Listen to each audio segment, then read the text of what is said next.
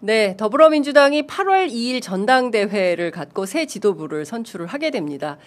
당대표 후보는 여러분들 다 알고 계시는 것처럼 박찬대, 정청래, 박찬대 두 후보가 경합 중이고요. 그렇다면 최고위원은 누가 출마하느냐 궁금하실 것 같아서 저희가 오늘 기자회견을 예고한 분입니다. 더불어민주당 황명선 의원 스튜디오에 모셨습니다. 어서 오십시오, 의원님. 네, 안녕하세요. 네, 처음 뵙겠습니다. 네. 네, 저희 프로그램 첫 출연이세요. 맞습니다. 다른 곳에서는 많이 뵀어요. 네, 저희가 첫 출연하시는 분들께는 저희 애청자분들께 좀 까만 카메라 보시고 네, 간단한 인사 소개 말씀 저희가 부탁드리고 있습니다. 네, 예. 오늘 첫 출연했습니다. 우리 장윤선 우리 취재 편의점에 초대해 주셔서 또 이렇게 뵐 수 있어서 아주 기쁘고요. 앞으로 자주 뵙도록 하겠습니다. 끝인가요? 네. 간단하시네. 예.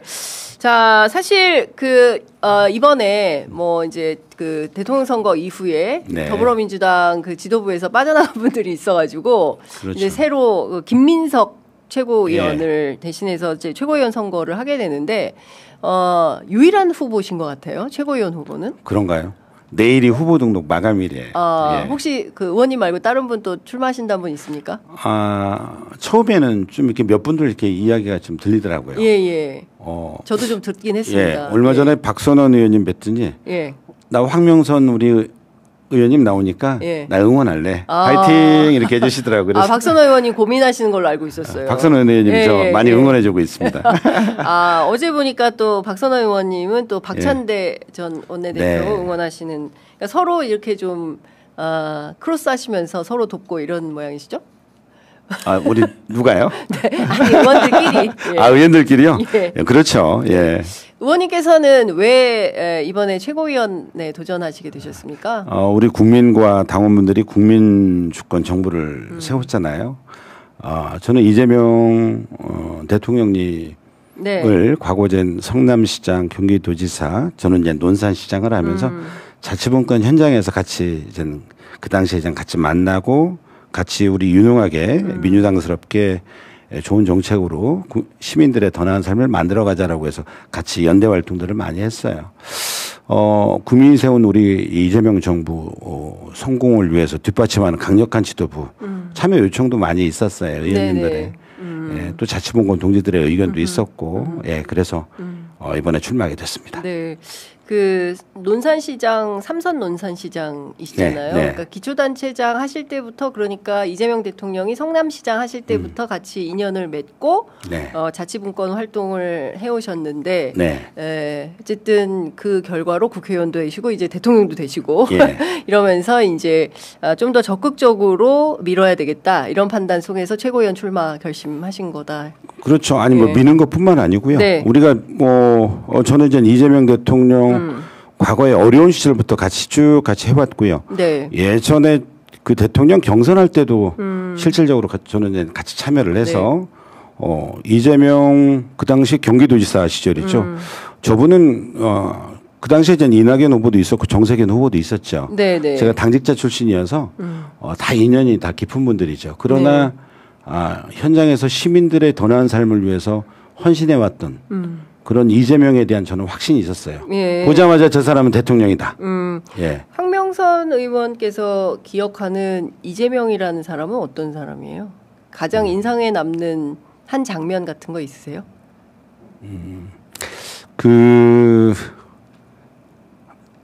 대표 시절에 제가 대변인을 했었어요. 일기 대표 시절에. 그때 21대 국회죠. 우리 검찰, 우리 국회에서 체포동의안 왔을 때 통과가 됐잖아요. 두 번째는. 통과되고 나서 서울구치소. 맞아요. 그 당시 단식을 하고 서울구치소에 가 계시고 있는 그 시간. 그리고 거기 앞에서 기다렸죠. 그때 비가 굉장히 많이 왔어요. 그때 굉장히 몸이 안 좋아서 휠체어를 타고 나와서 교도관한테 90도로 인사를 하는데 막 저 불편한 몸을 갖고 저런 그 공직자한테 본인을 밖에까지 안내해주는 공직자한테 마지막 이 90도로 인사하는 모습을 보면서 결국 그때 아주 찡했죠. 울컥했고. 그렇군요. 어쨌든 지금 많은 분들이 네. 이재명 정부 이후에 일단 기자들이 매우 바빠졌다. 네. 일이 되게 많아졌다. 예, 그리고 윤석열 정권과 비교해 보면 뭔가 팡팡 돌아가는 느낌이 그렇죠. 든다. 이제 이런 평가를 많이 하시는 것 같아요. 그래서 진짜 일 하나는 빡세게 하는구나. 빡시게 하는구나. 예, 빡세게 합니다. 굉장히 디테일합니다. 황명선 의원님은 좀 어떤 스타일이세요? 좀 그게 맞은 스타일이십니까? 아니면 저 사람 너무 빡시게 일해서 나는 좀 저건 아니다 이런 생각이. 저한테 많은 사람들이 리틀 이재명이라고 이렇게 별명을 줘줘요. 리틀 이재명. 그것은 과거에 리틀 이재명이라고 저는 그랬었는데 그건 아마 현장에서 우리 시민들의 삶을 위해서 뭐 생명과 안전 그리고 차별받지 않는 건강한 공동체를 만들기 위해서 같이 좋은 정책을 만들고 해왔죠. 그래서 같이 이 지도자로서의 철학. 우리는 통치 시대가 아니라 또 권력이 아니라 권한을 위임받아서 공적으로 일을 하는 공복이다. 이런 뭐 가치와 철학이 같아서 리틀 이재명이라는 단어까지 이렇게 붙여줬던 것 같아요. 그렇군요. 예, 알겠습니다. 의원님 스스로 붙인 건 아니죠? 아니죠. 이건 언제냐면 제가 시장 3선 마치고 한 5개월, 6개월 전에 그 당시에 제가 전국 시장군수구청장 회장을 했어요. 회장을 하는데 실질적으로 대선 과정에서 굉장히 아주 치열하게 선거를 하는데 저는 3선이니까 이제 충남도지사를 도전하는 또 이런 선언도 하고 미리 나와서 이재명 우리 후보 당선을 위해서 또 헌신하고자 이제 나섰었죠. 그때 그리고 나서 도지사로 참여를 하게 되는데 양승조 도지사하고 경선을 하는데 리틀 이재명이라는 이런 닉네임을 그때 그랬구나. 만약에 다른 후보의 도전이 없으면 의원님 어떻게 되는 겁니까? 자동으로 그냥 아니죠. 제가 볼 때 뭐 그런 당원 당규에는 그런 내용들이 없다라고 하더라고. 혹시 무투표 당선 이런 거 아닙니까? 그건 안 되죠. 왜냐하면 그럼 찬반 투표합니까? 당원 주권 시대에 당원 주권 혼자라고 해도 아마 제가 뭐 결정할 지금 의사 결정에 참여하는 자격은 아니지만 아마 당 지도부에서는 당원 당규에는 단수 후보가 지금까지 뭐 당 대표든 최고위원이든 지도부 선거할 때 없었잖아요. 그렇죠. 원내대표가 박찬대 대표가 처음이었던 것 같아요. 원내대표도. 그래도 찬반 투표를 하잖아. 우리 당원 주권 우리 민주당에서 단순하게 해서 그냥 될 수는 없죠. 찬반 투표, 전당원 투표를 아마 하게 될 것이다. 저는 이렇게 생각해요. 전당원 투표. 그것이 또 옳은 길이고. 자, 전당원 투표에서 몇 % 확신하십니까? 95%. 너무 당원들로부터 이렇게 큰 사랑을 받고 계시다. 95% 받을 거다라고 예상하세요? 그 이상도 받을 수도 있을 거라고 생각해요. 그 이상도요? 한번 기대해 보시죠. 설마 100%? 그럴 수는 없겠죠. 95% 전당원 투표하면은 황명선 최고위원 후보에게 95%의 표가 올 것이다. 그런데 이건 너무 섣부른 거고요. 왜냐하면 혼자가 아니고 내일 등록하고 내일 등록 마감일인데 내일까지 가봐야 알죠. 그래서 또 다른 후보가 나올 수도 있습니다. 경선할 수도 있다. 후보가 있으면 같이 해야 되죠. 근데 지금까지는 내일이 후보 등록일인데 지금까지는 황명선 후보 한 명밖에 없다. 당대표는 그래도 2명인데 최고위원 후보는 지금 딱 한 분밖에 없기 때문에 저희가 모셔서 말씀을 좀 듣고 있습니다. 많은 분들이 저한테 이야기합니다. 의원님들이.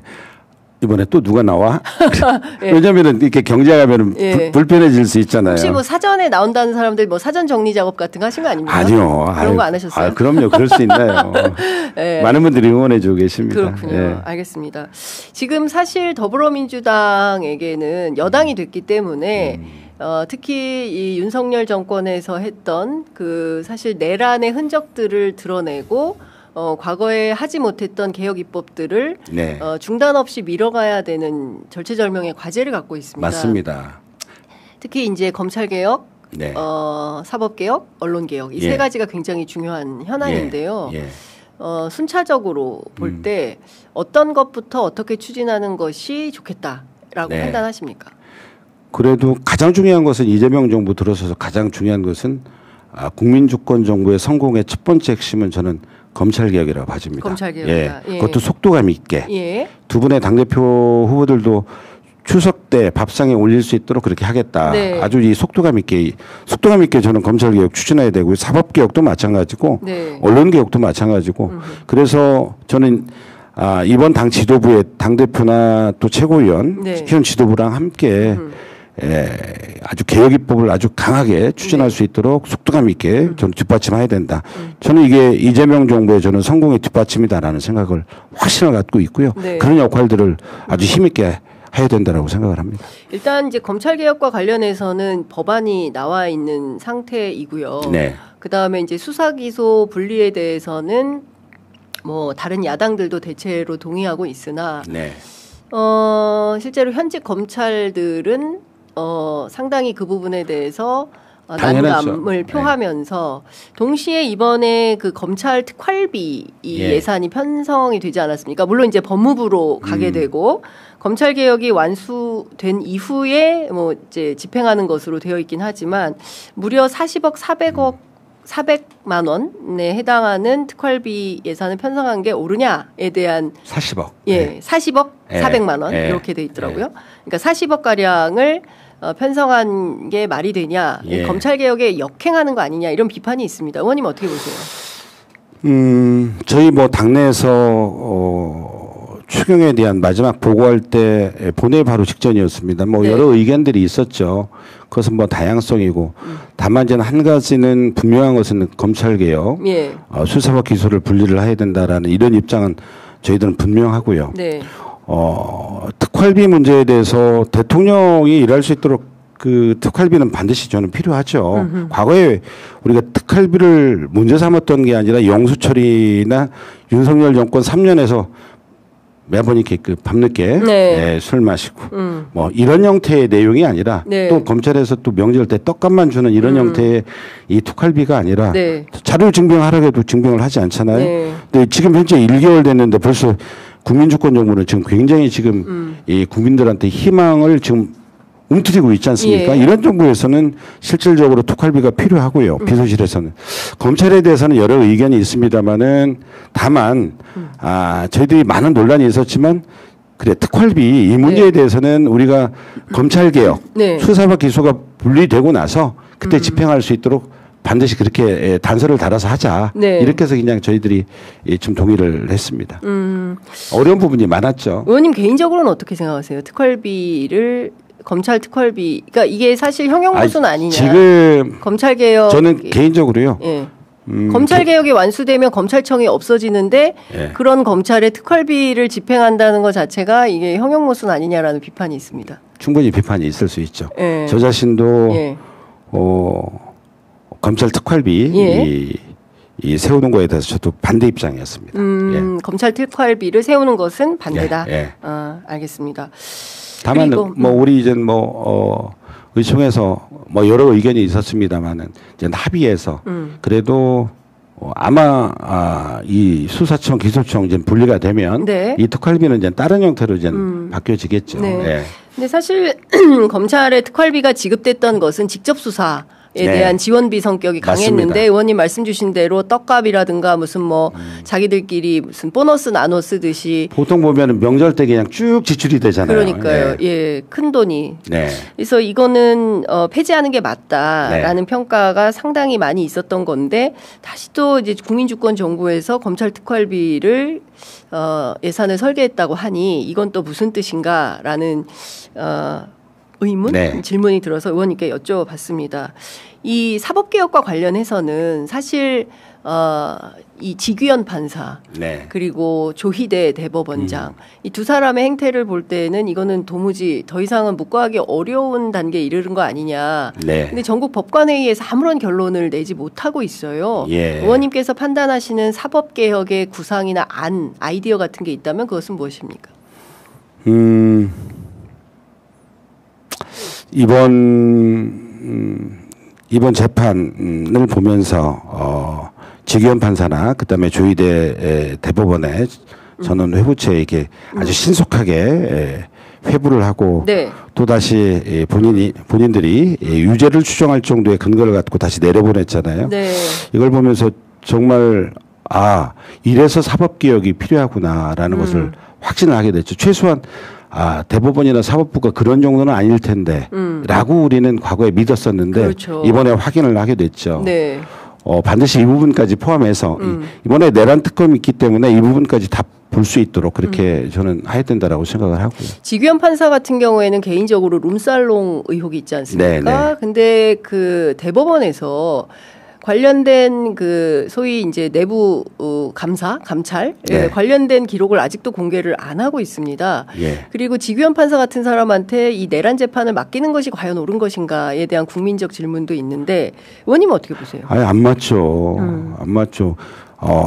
주기현 판사가 어떻게 윤석열 지금 서울 한복판을 활보하고 있는 거 아닙니까? 그렇습니다. 오늘 이제 2시 반에 이제 예. 될 텐데요. 예. 그러니까 국민 상식에 맞지 않는 이 탈출을 시켜준 거예요. 예. 뭐 오늘 2시 반에 있을 텐데. 네. 예. 윤석열 탈출. 윤석열 탈옥. 구속. 예. 예. 그렇게 될 것이다 저는. 네. 다시 남세진 판사에 의해서 윤석열 내란 수괴는 네. 재구속이 될 거다. 예. 이렇게 전망을 하신다는 걸로 이해하겠습니다. 시간이 벌써 다 됐네. 58분이지만 그래도 이건 좀 여쭤봐야 될 것 같아요. 내년에 지방선거가 또 있습니다. 맞습니다. 의원님께서는 이제 논산시장을 3선이나 하셨기 때문에 그 어떤 분들보다는 이제 기초단체의 역할, 활동 이런 게 굉장히 중요하다고 판단하실 것 같은데 새 지도부에 네. 포함이 되시면 내년 지방선거에서의 승리도 굉장히 중요합니다. 과제가 될 것 같아요. 네. 이재명 대통령이 지난 기자회견에서 국정운영 잘못하면 내년에 우리 또 심판받는다. 이제 이런 메시지를 낸 적 있지 않습니까? 네. 어떤 역할을 좀 하시고 싶으세요? 내년 지방선거 관련해서. 이재명 정부 들어서고 나서 첫 그 민생의 바로미터가 될 수 있는 이제 선거가 바로 지방선거이죠. 네. 그래서 이번에 국민주권 정부의 성공을 뒷받침하기 위해서는 민주당에서 이번 지방선거에서 내년에 압승을 해야 됩니다. 특히 저는 현장에서 일했던 사람으로서 그리고 또 당에서 조직부총장을 맡아서 선거만 되면 꼭 제가 총괄 그 재보궐선거 총괄 지원단장으로 이렇게 현장에 가서 한 달 살기를 했습니다. 예. 영광에서 담양에서. 아하. 그래서 선거하면은 황명선인데 예. 많은 분들이 다 그렇게 이해하고 있는데 그래서 아마 이번 내년 지방선거를 앞두고 지금 이렇게 보궐되는 우리 김민석 총리의 그 최고위원 자리에 아마 그래서 많은 더 요구들이 있는 듯합니다. 그래서 그런 무거운 책임감을 갖고 내년 지방선거의 승리를 위해서 제 온몸을 던져서 만들겠습니다. 그 전국에 이제 시도지사, 그다음에 시장, 군수, 광역기초위원일 텐데 이재명 대통령이 과거 성남시장 했던 것처럼 그렇게 리틀 이재명을 좋은 인재를 네. 현장에서 당원들이 잘 선출하고 또 좋은 인재를 또 잘 발굴하고 네. 이렇게 해서 승리할 수 있도록 그 역할을 잘 하도록 하겠습니다. 네. 그 사실 최근에 이제 이재명 정부 이후에 영남 지역에서 민주당의 지지율이 상당히 많이 높아지고 있습니다. 네, 맞습니다. 사실 민주당에게는 영남 전략이 언제나 상당히 이제 그 뭐라 해야 돼 어려운 과제 의 지역이라고. 그러니까 특히 TK나 PK 같은 경우에는 특히 TK는 뭘 해도 안 되는 지역이다. 그래서 사실상 민주당이 TK 포기했다라는 비판도 그 지역에서는 있어서 지난 대선 때 저도 현장 취재를 가보니까 대구를 끝까지 버리지 말아주세요. 여기 마지막 막판 일주일이 굉장히 중요한 동네입니다. 이제 이런 말씀들을 시민들께서 굉장히 많이 하셨는데 영남 전략은 어떻게 세워야 된다고 보세요?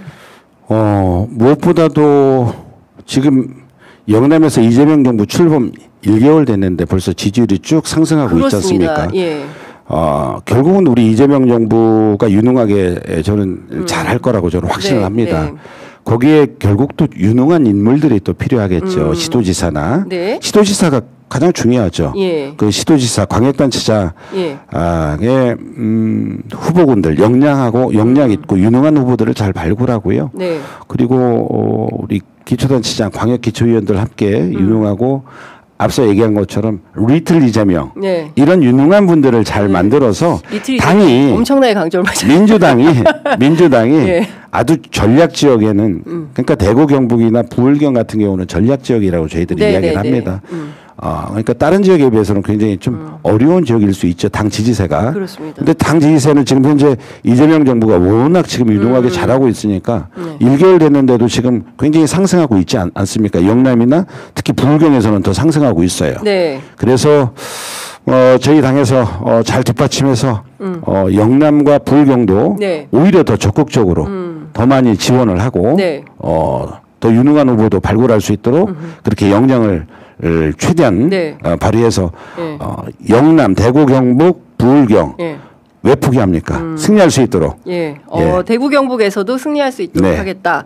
박수영 의원이 최근 네. 상당히 논란이 좀 되고 있습니다. 25만 원 민생회복지원금 필요 없다. 예. 부산 사람도 안 받는다라고 했더니 부산 사람들이 박수영 네가 필요 없어. 그리고 선거 때 로고송 틀어놓고 표 달라 그러면 지기 빈다 이렇게 해서 근저화한도 막 보냈더라고요. 예. 부산에서의 민주당 승리 어떻게 예측하세요? 부산에는 우리 후보들이 참 많이 보여요. 굉장히 유능한 분들이 많이 있고요. 네. 지금 전 우리 대기자님이 말씀하신 것처럼 박수영 의원의 그런 발언 저는 실수라고 보지 않습니다. 평소에 생각 아니겠습니까? 실질적으로 보면 국민의힘에서는 거의 당론이었죠. 윤석열도 마찬가지였고 계속 거부권. 민생회복지원금 이게 지금 복지의 개념이 아니라 이 내란으로 인한 그리고 과거에 우리 코로나 때 우리가 검증을 했잖아요. 네. 코로나 민생회복지원금 한번 했지 않습니까? 전 국민들은. 왜냐면은 소상공인 자영업자들한테 골목 경제를 살려야 되는데 이 내수시장이 없는 거죠. 그러니까요. 그러니까 이것은 복지의 개념뿐만 아니라 이것은 민생경제, 네. 골목경제를 살리기 위해서 민생회복지원금 15만 원, 25만 원 이것을 지원하자라는데 반대를 하는 그런 정당이란 말이죠. 네. 저는 이것은 실수가 아니라 그런 생각을 갖고 있어요. 내년 지방선거 때 반드시 우리가 심판해야죠. 네, 알겠습니다. 어쨌든 지금 호기롭게 네. 부산, 경남, 대구, 경북, TK, PK 모든 영남 지역도 민주당이 석권할 수 있도록 리틀 이재명? 예. 황명선 의원께서 세게 한번 해보시겠다라는 말씀을 좀 해주고 계십니다. 알겠습니다. 이제 시간이 다 돼서 마무리를 해야 될 것 같은데요. 끝으로 한 표 호소하시죠. 저요. 예. 네. 네. 저희 뭐 애청자분들 가운데 민주당 당원분들이 많이 보고 계시니까요. 네. 우리 애청자 여러분 안녕하세요. 황명선입니다. 저보다 더 유능하고 더 많은 분들이 계실 텐데 많은 분들의 요청도 있었고 그리고 무엇보다도 우리 당원과 국민들께서 이재명 정부를 세웠는데요. 이재명 정부 성공할 수 있도록 당 지도부에 가서 뒷받침해서 우리 국민주권 정부의 성공 그리고 당원주권 민주당에 될 수 있도록 그리고 이어서 우리 기본사회와 자치분권 균형 발전을 통한 진짜 대한민국을 만들 수 있도록 힘쓰겠습니다. 그리고 무엇보다도 내년 지방선거입니다. 민주당이 압승할 수 있도록 제 온갖 모든 역량을 총동원해서 승리할 수 있도록 앞장서겠습니다. 많은 응원 부탁드립니다. 감사합니다. 네. 그 댓글창에 황명선 최고위원 화이팅입니다. 아직 당선 안 됐고요. 후보자십니다. 구루구루님께서 누구세요 하셨는데요. 더불어민주당 황명선 의원이시고요. 이번에 최고위원 출마하셨습니다. 화이팅입니다. 예, 이런 의견도 힘내십시오. 이런 의견 보내주시고 계십니다. 관련해서 언론개혁 방안도 물어주세요. 당위성만 말하지 마시고요. 이런 의견도 있는데 언론개혁 나와서 하겠습니다. 네, 그 언론개혁과 관련해서는 당선 이후에 당선 이후에 저희가 모시고 말씀을 좀 들어보도록 하겠습니다. 자, 오늘 오전 10시 40분. 10시 30분인가요? 40분. 예, 10시 40분. 예, 국회 소통관에서 잠시 후에 기자회견 하실 텐데요. 저희가 또 라이브로 의원님 기자회견 하는 장면 보내드리도록 하겠습니다. 자, 오늘 말씀 잘 들었습니다. 네, 당선되시기를 앙망합니다. 감사합니다. 네, 고맙습니다. 감사합니다.